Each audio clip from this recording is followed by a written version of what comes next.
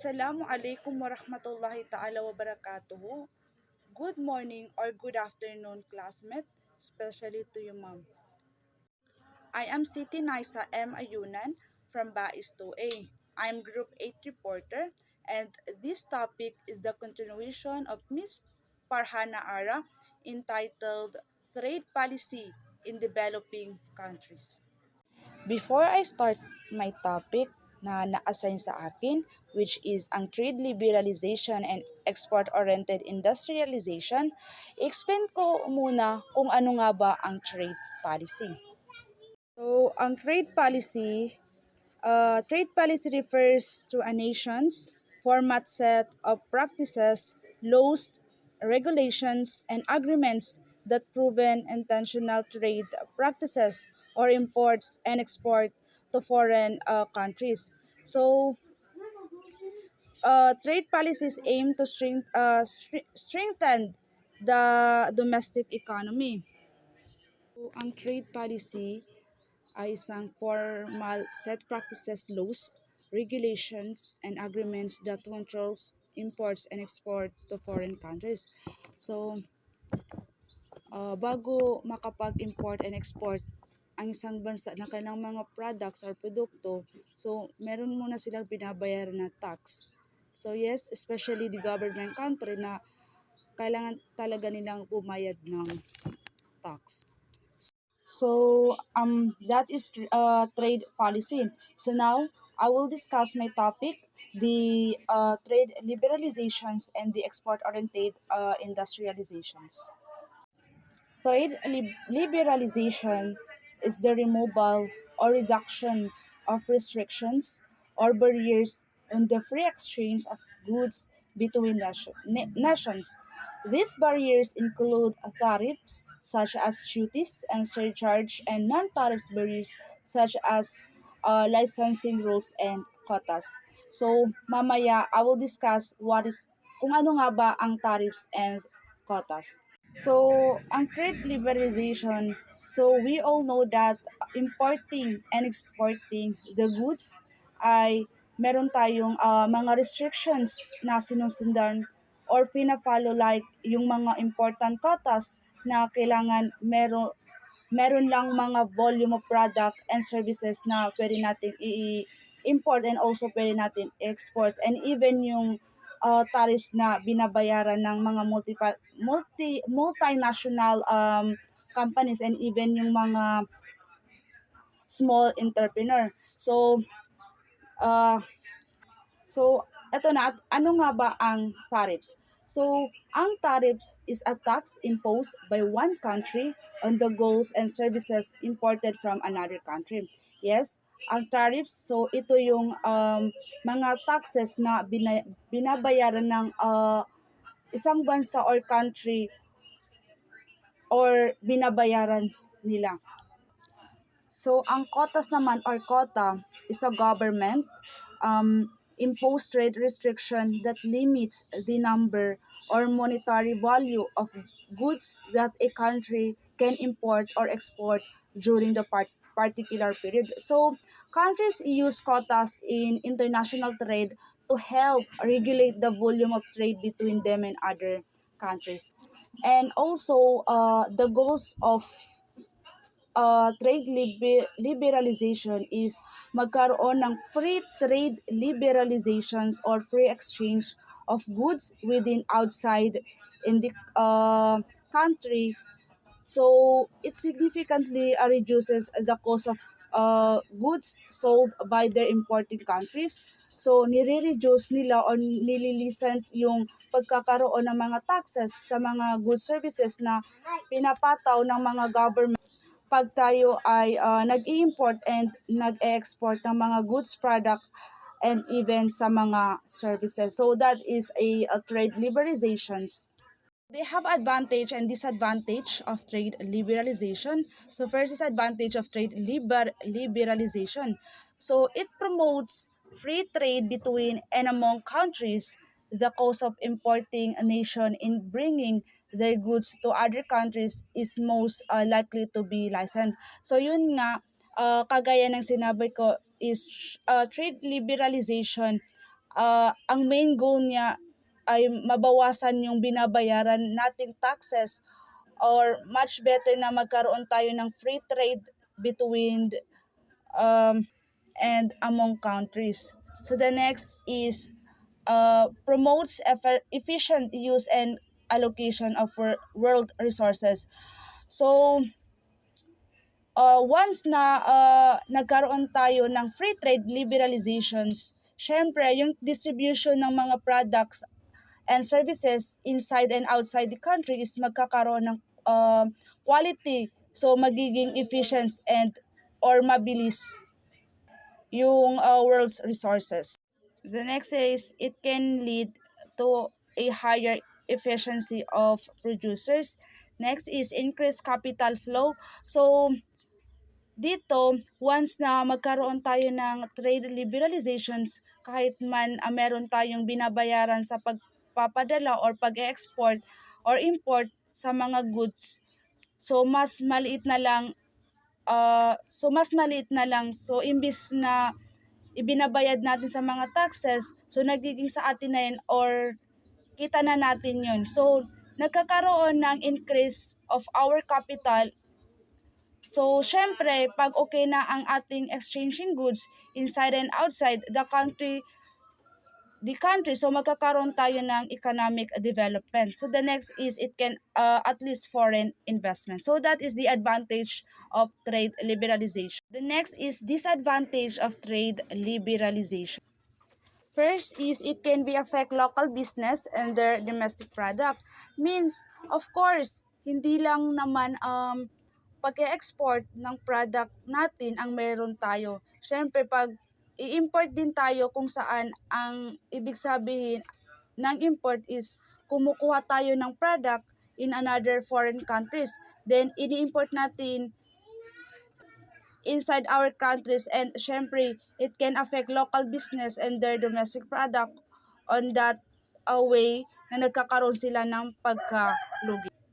The second one, developing nation may be threatened to back out in the global market as they are forced to compete in the same market with other nations possessing stronger economics.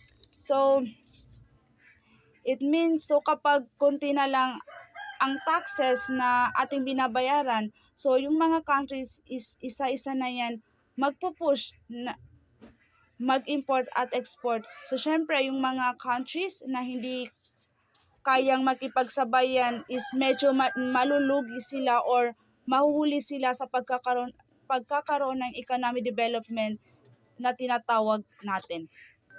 The third one is countries with lower educational standards may struggle to adapt to a changing economic environment. So, dito,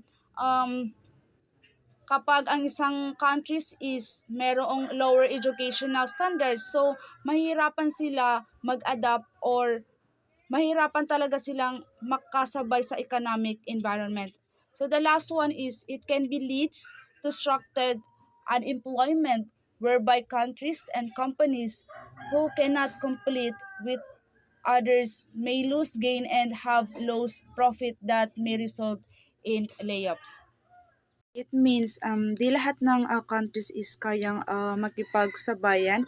So once na tayo ay inadapt natin ito, so magkakaroon tayo ng pagkalugi at yung ibang countries ay magkakaroon ng higher unemployment rate. So on that way, hindi nakakaganda si trade liberalization sa isang bansa. So that is the disadvantage of trade liberalization. So again, the trade liberalization is magbabayad sila ng tax bago nila ma-import or ma-export ang isang produkto. So the next is export-oriented industrializations. Is a trade and economic policy aiming to speed up the industrialization process of a country by exporting goods for which the nation has comparative advantage.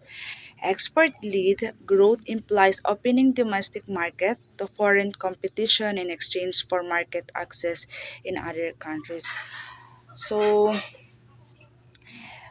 industrialization means the development of industries in a country or region on a wide scale, or ang pag-unlad ng mga industriya sa isang bansa on a wide scale. So, ang halimbawa ng industrialization is paggawaan ng mga sasakyan, paggawaan ng pagkain or food making and food processing, pangingisda and constructive industry, and also the food services.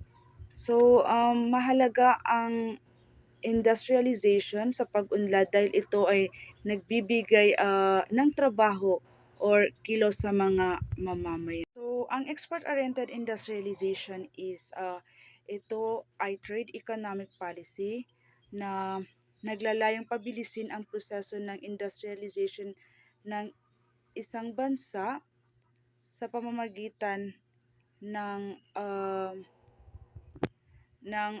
exporting goods, and also ang layunin ay upang palaguin din ang kalakalan ng mga iba't ibang paggawaan ng mga produkto na inaangkat palabas ng ibang bansa, na kung saan ang iba't ibang bansa ay nagkakaroon ng comparative advantage.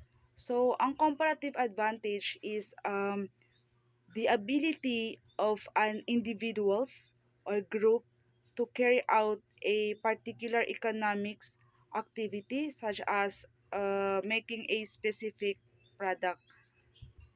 So, export-led growth is sinyales ng pagbubukas ng pamilihang bayan ng bansa tungo sa foreign competition, at ang kapalit nito ay magkakaroon ng daan ang pamilihang bayan ng bansa sa ibang bansa.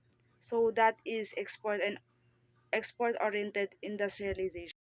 And also export-oriented industrialization is instead of import substituting industrialization, several countries in East Asia adopted trade policies that promoted export in target industries.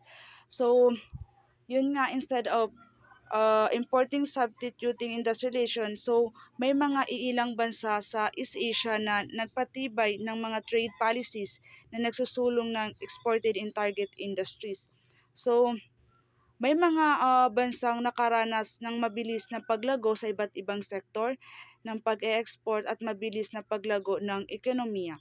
So, ito na yung Japan, Hong Kong, Taiwan, South Korea, Singapore, Malaysia, Thailand, Indonesia, China, and also ang ating bansa, Philippines. So, yun yung mga nakaranas ng mabilisang paglago ng ekonomiya. And also, these economies or a subset of them are something called high performance Asian economics. So these high performance Asian economics have generated a high volume ng pag-export and import na may kaugnayan sa kabuuang production. And also, it is also unclear if the high volume of export and import cause rapid economies growth, or ang mabilisang paglago ng ekonomiya, or was necessarily correlated with rapid economic growth. So, sometimes economists argue that the cause of rapid economic growth was high saving and investment rates. In addition, almost of the high performance Asian economics have experienced rapid growth in education, leading to the high territory and necessary rates important for a productive tech and force. So yun nga, ang high performance Asian economics ay naka-experience din ng mabilis ang paglago ng edukasyon leading to high literacy and numeracy rates important for a productive taken force. So that is export-oriented industrialization. So that is my report. So again, ang trade policy is meron binabayaran ang isang bansa na tax, and especially the governed country, bago makapag-import and export ang isang bansa ng kanilang mga produkto. And also ang trade liberalization naman is it is a importing and exporting the goods ay meron tayong mga restriction na sinusundan or pinapalo, like yung mga important quotas na kailangan meron lang mga volume products, services na pwede natin import and also pwede natin export. Even yung mga tariffs na binabayaran ng mga multinational companies. And also ang goal ni trade liberalization is magkaroon ng free trade liberalization or free exchange or goods within outside in the country. So nire-reduce nila yung pagkakaroon ng mga taxes sa mga goods services na ipinapataw ng mga government pag tayo ay nag-import and nag-export ng mga goods product and even yung mga services. And also ang export-oriented industrialization naman is ito yung trade and economics policy na ang layunin ay upang palaguin ang kalakalan ng mga iba't ibang paggawaan ng mga produkto na iniaangkat palabas sa ibang bansa na kung saan ang iba't ibang bansa ay magkaroon ng comparative advantage. And also, naglalayon din na pabilisin ang proseso ng industrialization ng isang bansa. So that is end of my report, and I hope na meron din kayong natutunan sa aking report. Thank you and wassalam.